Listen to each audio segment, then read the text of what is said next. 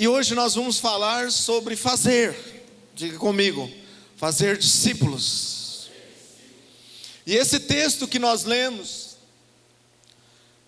diz que Jesus aproximou-se, dizendo-lhes: toda autoridade me foi dada nos céus e na terra. Ide por todo o mundo, fazei discípulos de todas as nações, batizando-os no nome do Pai, do Filho e do Espírito Santo. E eis que eu estou convosco todos os dias, até a consumação dos séculos dos séculos. Observe para você como Jesus começa essa palavra. Jesus começa dizendo que toda autoridade nos foi dada nos céus e na terra. E esta autoridade que está em Jesus, que está nele, esta autoridade está também na minha vida e na sua vida. E o mais tremendo é que essa autoridade, ela pode ser aperfeiçoada para que nós possamos cumprir o propósito de Deus. Porque nós entendemos que tudo no reino do Espírito se move por meio da autoridade nas nossas vidas. Então aqui, Jesus diz que toda autoridade me foi dada. Então eu vou transferir esta palavra para mim e para você. Toda autoridade nos foi dada. E eu acrescento mais um pouquinho: para pisarmos em serpente e escorpiões, e dano nenhum nos causará. Então olha para os teus pés e diz: tem autoridade aqui, meu pezão. Meu pezinho. Tem gente que tem pezão, tem gente que tem pezinho. Mas o que importa é que tem autoridade. Porque o texto fala de pisar.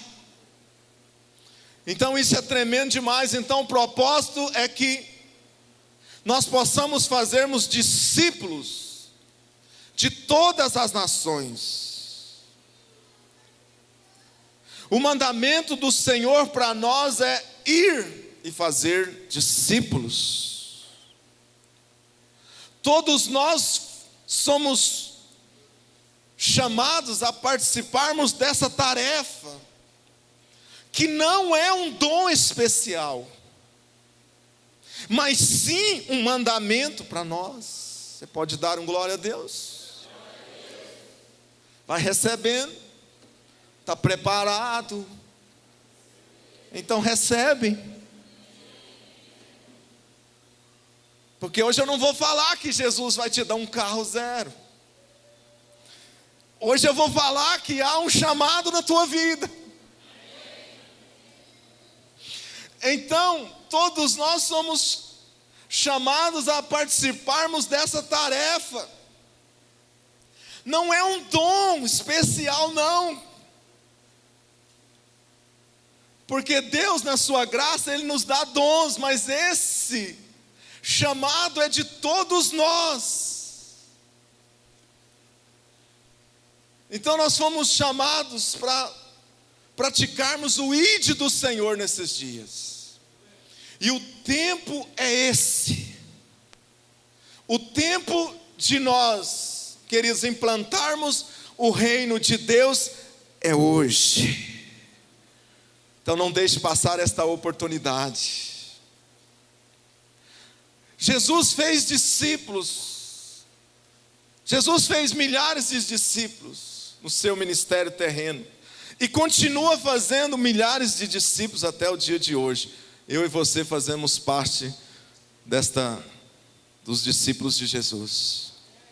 E se fôssemos ilustrar aqui usando uma pirâmide, nós poderíamos dizer que Jesus ali, na base da pirâmide, Jesus teve 500 discípulos que ele apareceu para eles ressurreto, para que eles não viessem a se esfriar na fé. Depois Paulo, conversando com a igreja de Coríntios, ali em 1 Coríntios 15, 6, Paulo dar esse testemunho. E mais em cima, um pouquinho acima da base, poderíamos dizer que Jesus teve 70 discípulos, aqueles que foram enviados. Quantos conhecem o texto? Jesus teve 70. E desses 70, mais um pouquinho acima, Jesus teve 12, diga comigo, 12. Aquele grupo estratégico, aquele grupo especial, aquele grupo que trouxe uma grande revolução. E dentre esses 12, Jesus tinha 3, que alguns conseguem cantar a música. Pedro, Tiago e João no barquinho. Eu não consigo, mas eu tento. Se você é das antigas, ajuda-me. Pedro, Tiago e João no barquinho.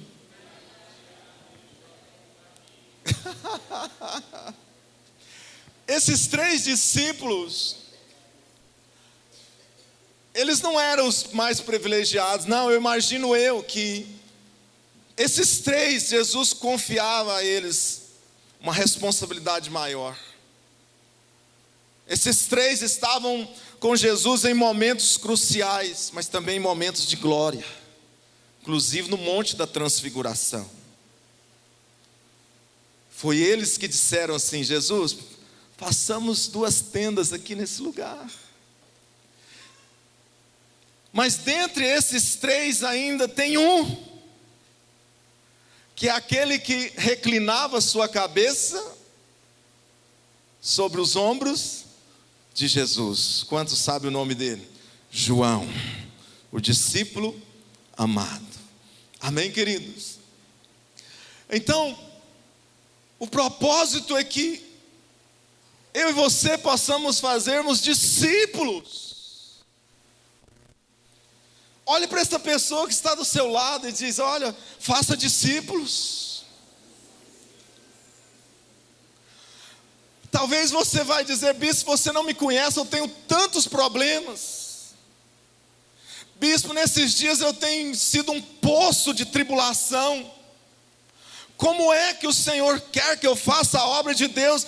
Eu quero dizer para você, meu irmão, se envolva com as coisas de Deus, ajude pessoas, que o Espírito Santo vai ajudar você.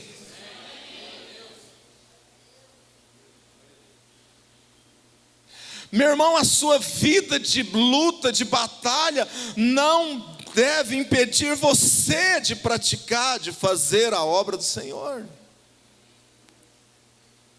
Que é um povo mais atribulado que os apóstolos, que é um povo mais perseguido que os discípulos, mas é tão lindo, que lá eles estavam presos, mas a palavra do Senhor não estava algemada.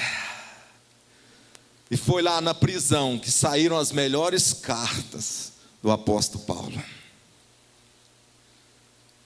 Bispo, quando é que eu não posso fazer?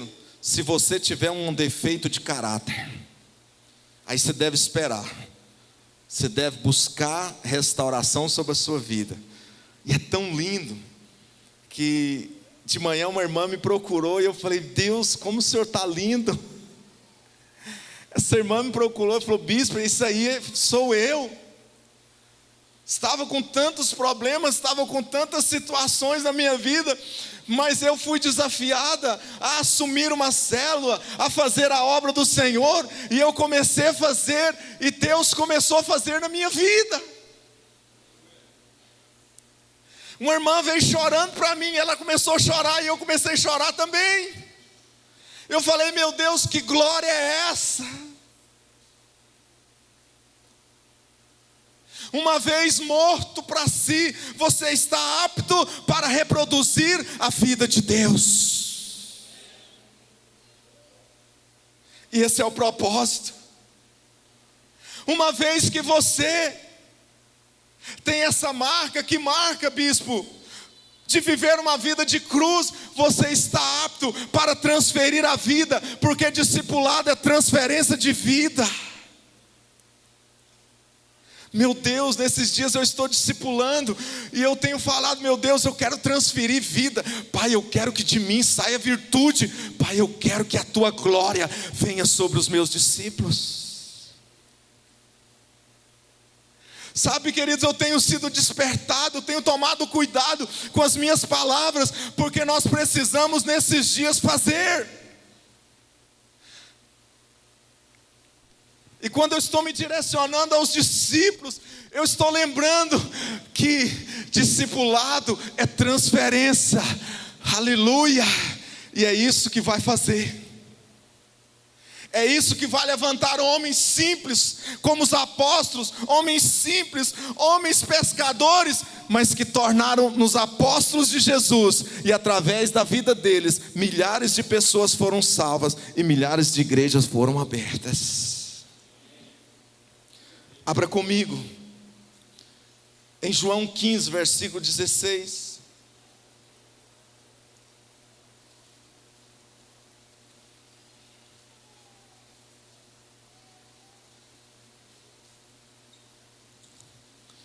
João 15,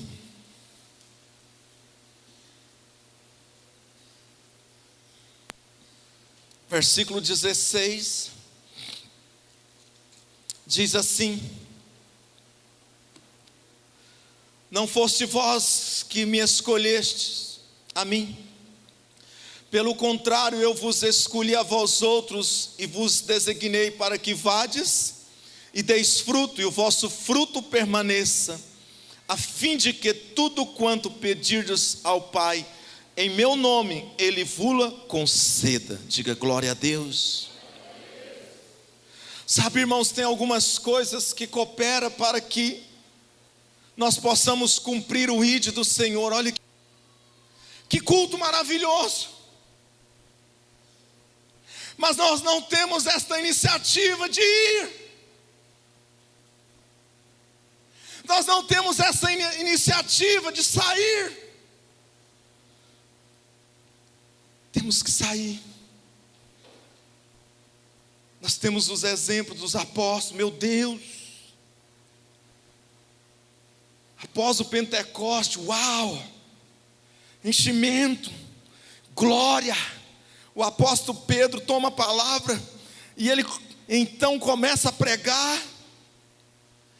E ele começa a pregar, e ele vai pregando, e de repente algo acontece naquele auditório de quase 3.000 pessoas. Um vento veio. A Bíblia diz que o coração deles começaram a se compungir. Olha só aí, o início do tempo da dispensação da graça. E a Bíblia diz que naquele dia quase 3.000 pessoas se renderam aos pés do Senhor Jesus. Você pode dar um glória a Deus por isso? E aqueles apóstolos, num tempo de perseguição, de dispersão, eles saíram, eles foram para todos os lados, pregando o Evangelho, pregando o Evangelho. Queridos, como nós precisamos desse testemunho hoje nas nossas vidas. Segunda coisa que deis fruto. Diga comigo, deis fruto. O propósito de Deus é que nós possamos vivermos uma vida frutífera. Se você olhar aí no capítulo 15, no versículo 8, olha só o que diz: e nisto é glorificado o meu Pai, em que deis muitos frutos, e nisto sereis chamados meus discípulos. Onde estão os discípulos do Senhor nesta noite?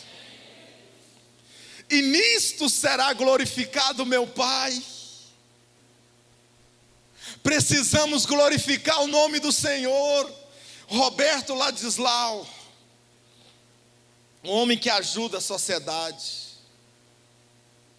Precisamos glorificar o nome do Senhor através de uma vida frutífera. O propósito de Deus na minha vida e na sua vida é que eu e você, que nós possamos termos uma vida frutífera. É que nós possamos receber, nos enchermos, mas que esta unção, esta virtude, que ela possa fluir através das nossas vidas. Que a minha palavra e que a sua palavra possa sair virtude. Que o seu toque possa sair virtude. Que as pessoas ao tocar você possa sair virtude. Aconteceu algo aqui de manhã muito louco, desculpa a expressão. Enquanto eu ministrava de manhã, um irmão lá atrás, ele está vindo para a igreja, e ele dava glória a Deus lá atrás, levantava as mãos. Eu falei, meu Deus, que toda a igreja pudesse ser assim, pudesse levantar, pudesse dar glória a Deus. Quem entendeu? Que toda a igreja pudesse assim receber. Irmãos, e aquele irmão saiu lá de trás, e ele chegou aqui, porque o pastor, quando ele prega bem, as ovelhas vêm e fala assim: o senhor hoje estava ungido, hein? Também dia que não prega, os irmãos tudo vai embora, vai sai assim, fala que culto pesado. Mas aquele irmão chegou em mim e me deu um abraço. E o abraço daquele irmão, daquele negão, saiu virtude. Quando ele me abraçou, eu comecei a chorar. Eu falei, meu Deus.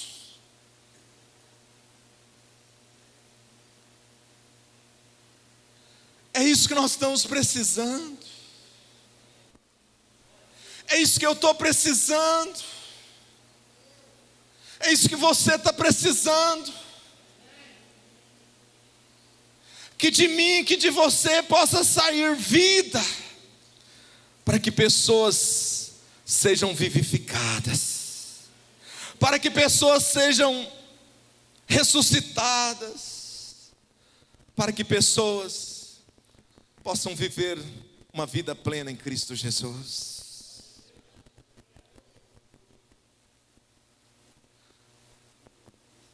Deus quer que eu e você, que nós possamos viver uma vida frutífera. Nós podemos ver isso desde o Éden. Em Gênesis 1, versículo 28 ali, a palavra de Deus diz que o Senhor fez o homem, a sua imagem, semelhança, homem e mulher os fez. E diz, e os abençoou. E disse-lhes: sede fecundos, multiplicai-vos, enchei-vos a terra. Talvez você nesses dias não queira encher a terra com filhos biológicos, mas eu te convido para você encher a terra de filhos espirituais, porque isso é de grande valor lá no céu. Oh, queridos, nós precisamos deixar, amados, nós precisamos deixar o egoísmo. A igreja do Senhor entrou num processo de egoísmo. Como nós estamos vivenciando pessoas egoístas, que olham só para si. O que é egoísta? Busca só para si. Nunca vivemos um tempo de tanta teoria. Temos recebido milhares de palavras.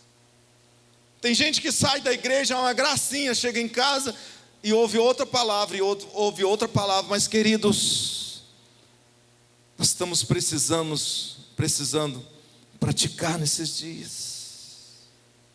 Praticar. Diga para esta pessoa: Deus te chamou para uma vida frutífera. Eu quero fazer uma ilustração aqui rapidinho. Pastora Lourdes, sobe aqui. Vem aqui 10 discípulas, não precisa ser especificamente da pastora Lourdes, pode vir as mulheres daqui da frente, vem 10, rapidinho, corre. Por que vocês demoram, hein? Não vou fazer nada com vocês não, eu sou bonzinho. Pastora Lourdes, fica aqui por favor, bem aqui, virada para lá.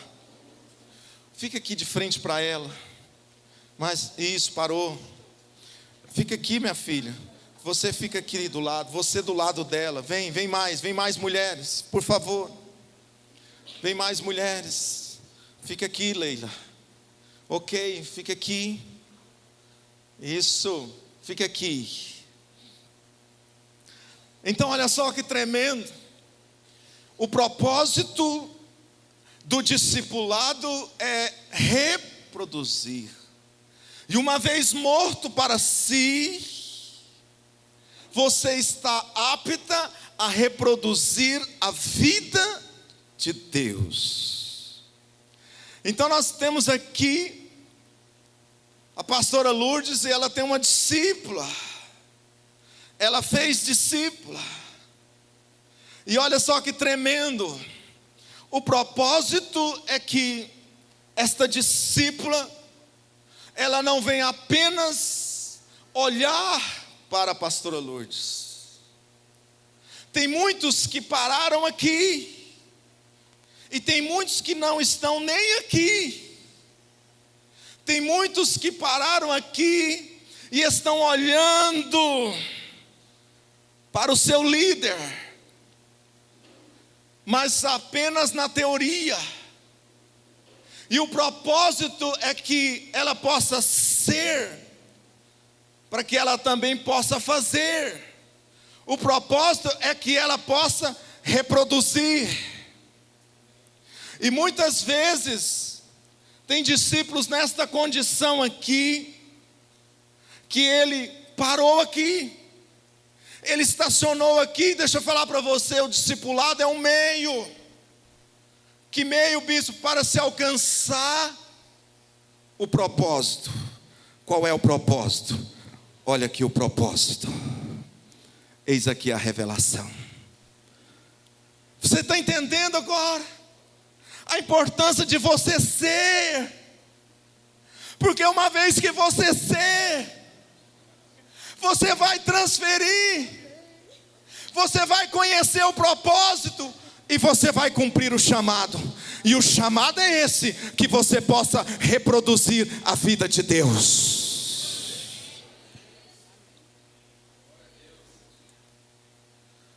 Então o discipulado nos leva a organizar. Discipulado nos leva a cuidar bem. Pastora Lourdes cuida bem dela, e ela cuida bem dela, e você cuida bem dela, e você cuida bem dela, e toda a igreja fica bem cuidada.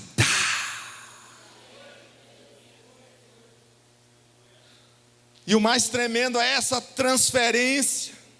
Transferência de quê, bispo? Do DNA. A Solange recebeu a transferência, ela entendeu e ela reproduziu. E o propósito é que nós possamos reproduzir. Quantos estão me entendendo? Obrigado, irmãos, Deus abençoe.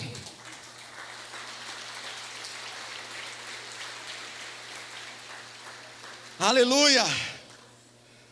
Amém. Agora, queridos, leia comigo o versículo 4 do capítulo 15. Diga assim: permanecei em mim.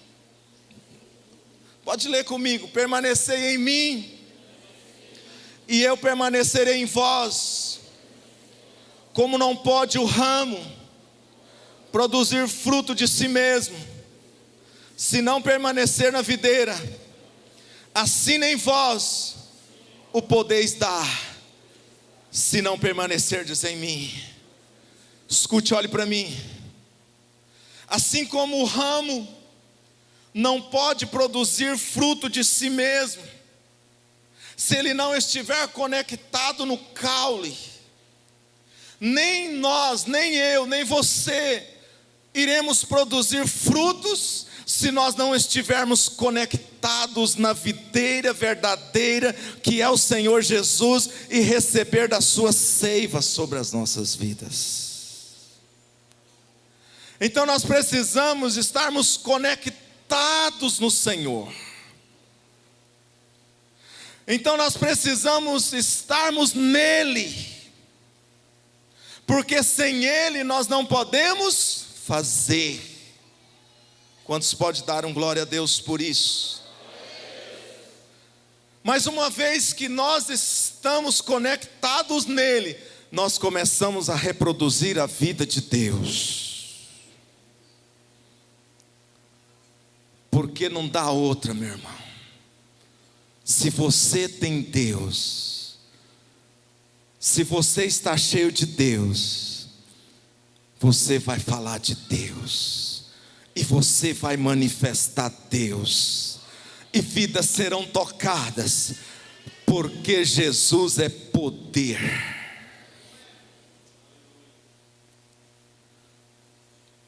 Agora, terceira ordem de Jesus, e frutos permanentes.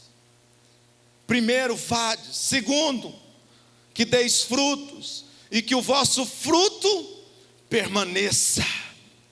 O propósito de Deus é que os nossos frutos possam permanecer. Tem um texto tão lindo de Jesus, João 17:12, Senhor, eu os guardei, Senhor, eu os protegi, e nenhum deles se perdeu. Nenhum deles se perdeu. Irmãos, isso que eu acabei de demonstrar aqui, leva os frutos a permanecer. Sabe essa ilustração aqui? Essa ilustração é algo lindo, algo tremendo. É através desta ramificação que os frutos vão permanecer neste lugar. E o propósito é que os frutos permaneçam. Nós sabemos que para os frutos permanecer, a árvore tem que estar boa. Olha para esta pessoa que está do seu lado e diga: você é uma árvore boa, meu irmão. Agora, como ganhar? Abre comigo em João, aí um pouco atrás, João 4. Como ganhar? O relógio não para.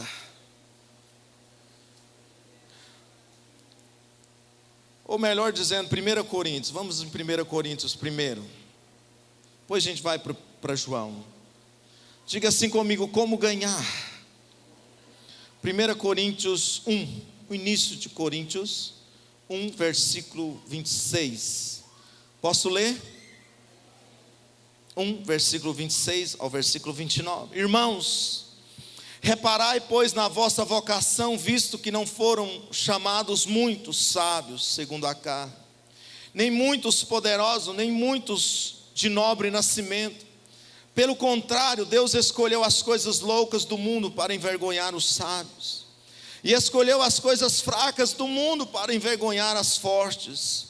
E Deus escolheu as coisas humildes do mundo e as desprezadas, e aquelas que não são, para reduzir a nada as que são, a fim de que nem ninguém se vanglorie na presença de Deus.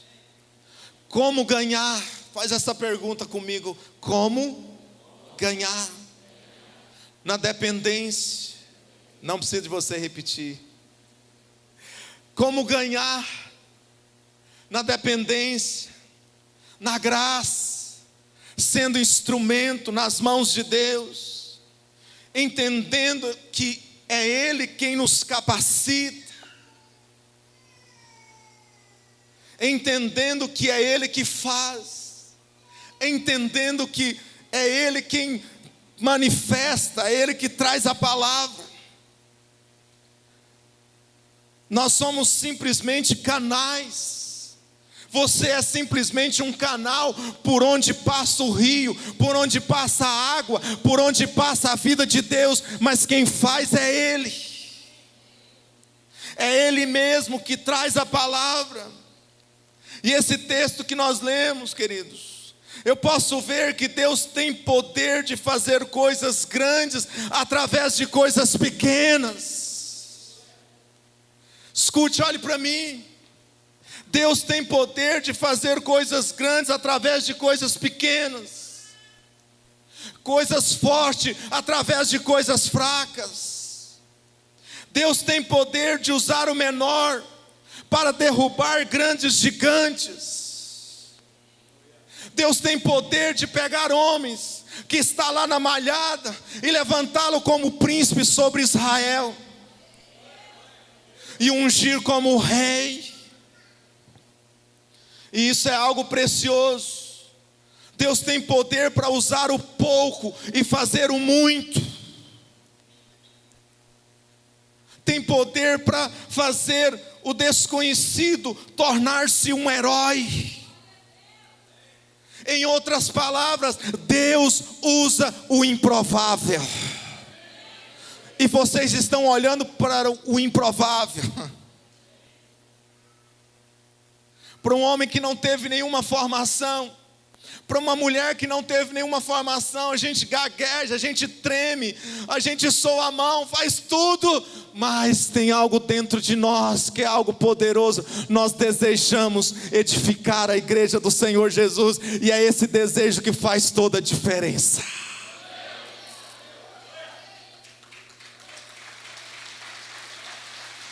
Como fazer? E olha só o que Paulo diz, versículo 27, pelo contrário, Deus escolheu as coisas loucas. Está falando de mim, está falando de você.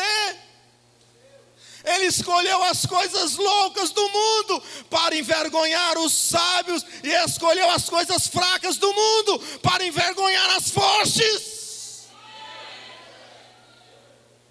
Está falando da minha pessoa, está falando da sua pessoa. E Deus escolheu as coisas humildes do mundo e as desprezadas e aquelas que não são, para reduzir a nada as que são, para a glória dele. Deus nos usa na nossa simplicidade, varão, varoa. Deus tem poder para fazer de mim e fazer de você canais dele. Como fazer? Entendendo que nós somos instrumentos nas tuas mãos, que é Ele que nos capacita. Vai para João 4 agora, um pouquinho atrás. Para esse relógio, Jesus. Por favor, para o relógio. Como fazer? João 4, versículo 29. Diz assim, posso ler? Vede comigo, vede um homem que me disse tudo quanto tenho feito. Será este porventura o Cristo? Saíram, pois, da cidade e vieram ter com ele. Queridos, olha aqui. Sabe quem que é essa pessoa aqui? A mulher samaritana. Uma pessoa desacreditada. Uma mulher que tinha família totalmente derrotada. Tinha tido 5 maridos e aquele que ela estava naquele momento não era dela. Uma mulher cheia de complexo de inferioridade. Porque a primeira coisa que ela chegou para Jesus, ela disse assim: Senhor, os judeus não se dão com os samaritanos. Uma mulher que não sabia adorar, adorava ídolos. Não tinha consciência da verdadeira adoração, não tinha conhecimento da verdadeira adoração. Uma mulher que não tinha nenhum reconhecimento, só que ela teve uma experiência com o Senhor Jesus. E essa experiência levou ela a ir para a cidade de Samaria. E ela chega em Samaria e ela diz assim: olha, vede, um homem que falou tudo da minha vida, venha. Como fazer? Através do testemunho. A palavra convence, mas o testemunho traz multidões. E muitas vezes o exemplo fala mais do que palavras. Você tem um testemunho, irmão. Você é um testemunho vivo. É esse testemunho que vai fazer a diferença. Agora leia comigo o versículo 39. Muitos samaritanos daquela cidade, oh meu Deus, creram nele, em virtude do testemunho da mulher que anunciara. Ele me disse tudo quanto tenho feito.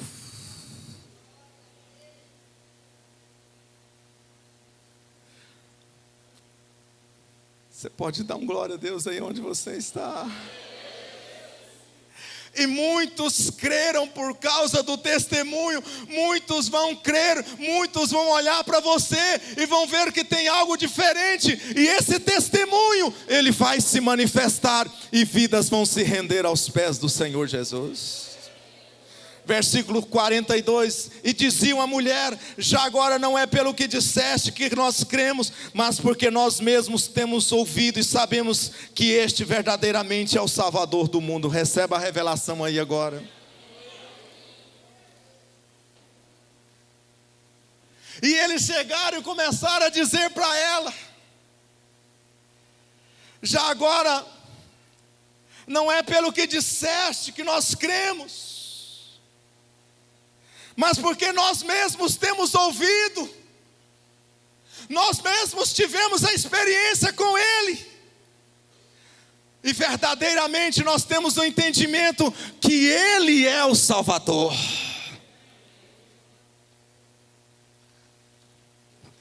Não é mais pela palavra da mulher samaritana, não é mais pela palavra, mas sim porque eles estiveram com Ele. Por um momento você traz para você, por um momento você libera a palavra, mas depois você leva para Jesus, porque o propósito está aqui, é você levar para Jesus. Isso aqui é tremendo demais. Diga assim comigo: testemunho.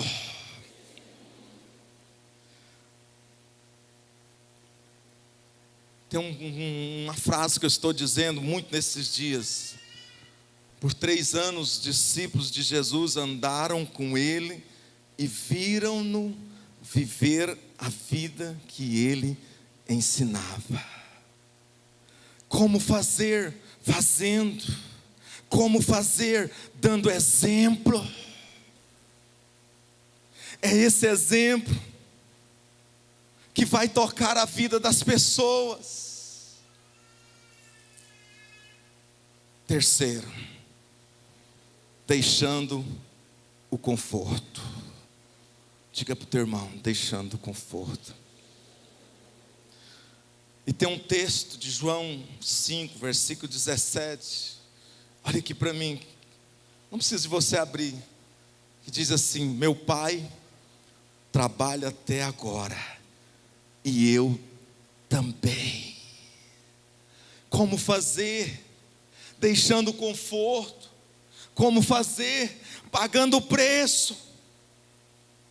Como fazer? Doando a sua vida. E esse texto de Jesus é lindo. Ele diz assim: olha, meu Pai trabalha até agora e eu também. Queridos, não há conquista sem trabalho. Não há conquista sem renúncia. Não há salvação, meu irmão, se não houver um grande esforço. Desde os dias de João Batista até agora, o reino de Deus é tomado por esforço. Você está disposto? Quantos estão dispostos? Quantos estão dispostos a renunciar o seu conforto? Quantos estão dispostos a renunciar àquele tempo precioso que você deixou para você descansar? Que você disse assim: agora eu vou deitar aqui no meu sofazinho lindo e vou colocar os pés para cima e eu vou descansar.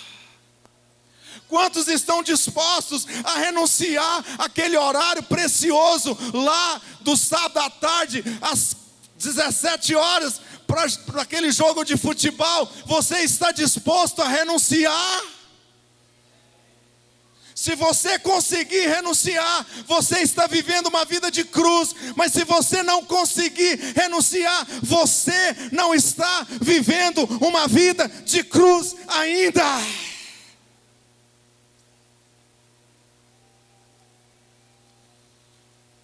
E o silêncio tomou conta da igreja do Senhor. Fala, Deus. Fala, Deus. Está falando. Você está disposto a renunciar aos seus bens?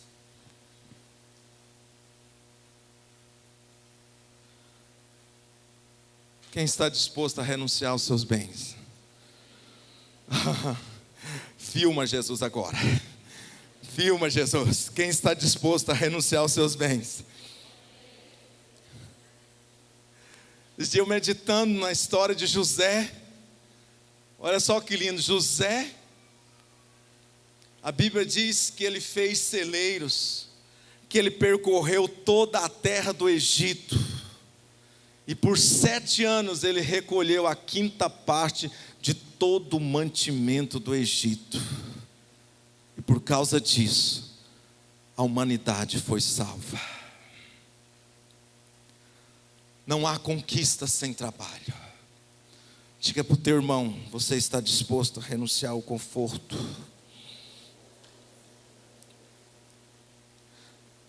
Eu vou perguntar agora para você que está lá mais atrás, que está longe de mim: você está disposto a ficar desconfortado para confortar outras pessoas?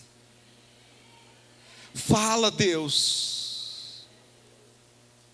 Você está disposto a abrir mão um pouquinho desse tempo na sua empresa, para você fazer a obra?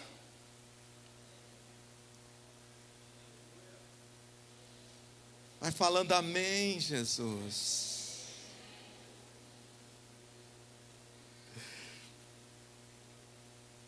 Por último, abra comigo em 2 Coríntios. 2 Coríntios 11.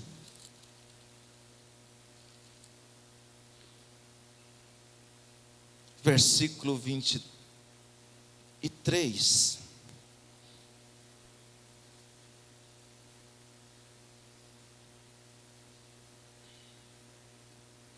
Deixar o conforto. Mas agora eu vou te levar ao mais alto nível de renúncia que você já viu. Quantos estão abertos? 2 Coríntios 11, versículo 23. São ministros de Cristo. Falo como fora de mim.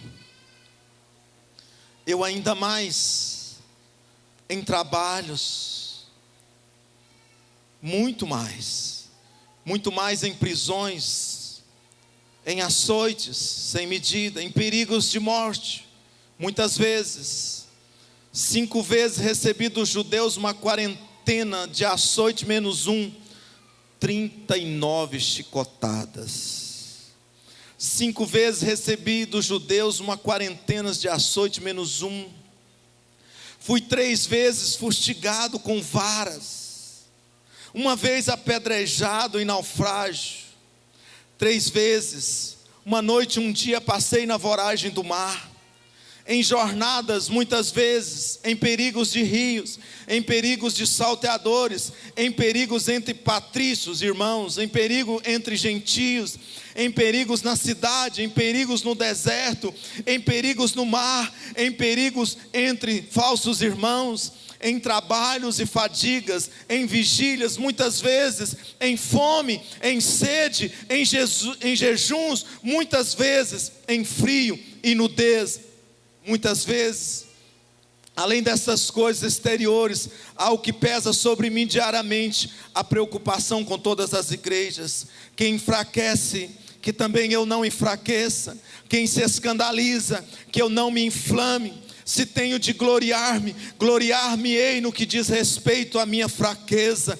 O Deus e Pai de nosso Senhor Jesus, que é eternamente bendito, sabe que não minto.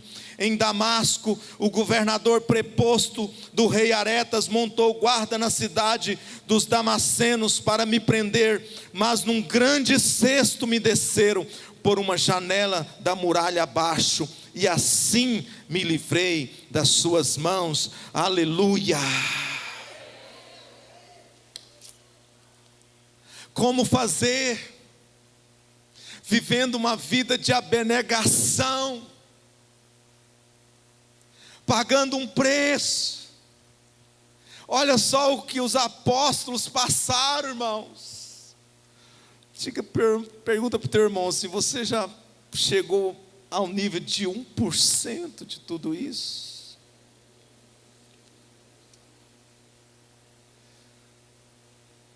Eles estavam sendo chicoteados, mas a palavra de Deus estava sendo pregada, e milhares de vidas estavam se rendendo aos pés do Senhor Jesus. Vamos pagar um preço.